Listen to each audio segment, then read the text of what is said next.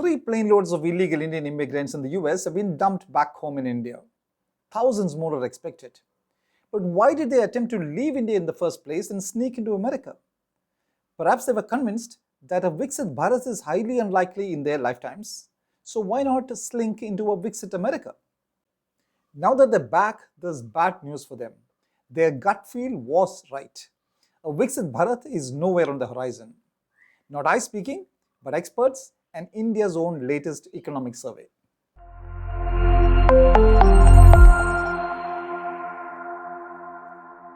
Young Indians in the 1980s and 1990s grew up in the hope that at the turn of the century in 2000, some magic would happen and suddenly we would be a developed country.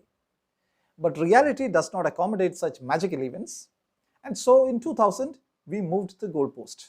2020 sounded like a nice rounded milestone year, and it also went well with our craze for 2020 cricket. But 2020 has come and gone, and we've shifted the goalpost a good 27 years to 2047, which coincides with another big milestone, our 100th anniversary of independence. While we've been moving goalposts, the government itself has become a little more pragmatic.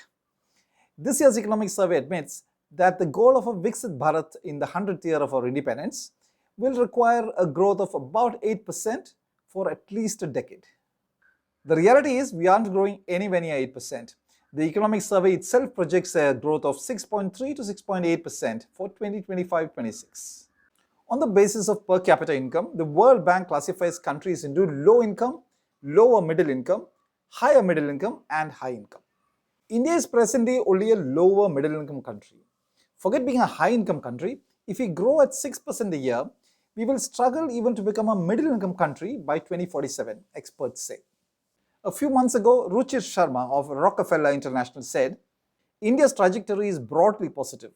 There's no way any math would support us becoming a developed economy by 2047. Sharma recently suggested a 2-point recipe for India. 1. Reduce regulatory and compliance burden on businesses. 2. Control investigative agencies. He says growing at 6% a year, India will struggle to even be a middle-income country by 2047.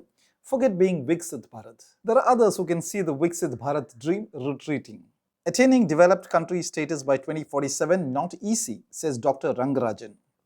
The former RBI governor noted that developed countries have a per capita income of $14,000 compared to India's $2,500. India's chief economic advisor V. Anantha Nageshwaran has a prescription. The government should get out of the way of business. That's when businesses can focus on their core mission. One doesn't need to go by expert opinion alone. The reality is visible on the ground. A couple of weeks ago in Ranchi, I saw these scenes. Dozens of men and women waiting by the roadside, hoping to be picked up for some daily wage work. As the Viksit Bharat dream slowly evaporates, it's not just the middle classes who want to make an exit from the country. Last year, the Economic Times estimated that 4,300 millionaires would leave the country in 2024. Prabhu Chawla wrote in the New Indian Express recently, for rich Indians, home is no longer where the heart is. India, for them, is now no better than real estate, subject to high levels of taxation with no commensurate public services to benefit from. For these fast, upwardly mobile personalities, India is turning into an urban volcano ready to erupt. As for the illegal Indian immigrants dumped back in India from the US, some of them have vowed to attempt a re-entry into the US at the earliest opportunity. Rich or middle class, Indian dreams are made of foreign visas. So what about Viksit Bharat? Look for a new goalpost after 2047. To end on an uplifting note, let me leave you with a commendable organ donation exercise last week. When a soldier from Kasaragod, Kerala, K. Nidhish, became brain dead after a road accident, his family decided to donate his organs. From the Command Hospital, Air Force, Bangalore, his corneas, liver, kidneys, heart and lungs were flown to multiple cities, benefiting recipients in Delhi, Chennai and Bangalore.